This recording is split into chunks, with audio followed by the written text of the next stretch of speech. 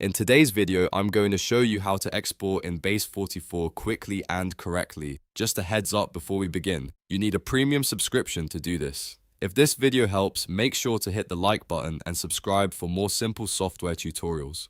Alright, let's get started. First, open the project you want to export inside Base44. Make sure you are in the correct project before moving forward, because the export will package whatever is currently open. Once your project is loaded, look at the top right corner of the screen. You should see the 3 dots menu there. Click those 3 dots to open the additional options for your project. From the menu that appears, find and click Export Project as Zip. This is the option that prepares your project for downloading in a zipped file format. After that, Base44 will prompt you to confirm the export. Simply click Download Zip to start the download process. The file will then begin saving to your device. And once it finishes, you'll have a zip file containing your exported project. And that's it. You've now exported your project in Base44 using the premium export feature.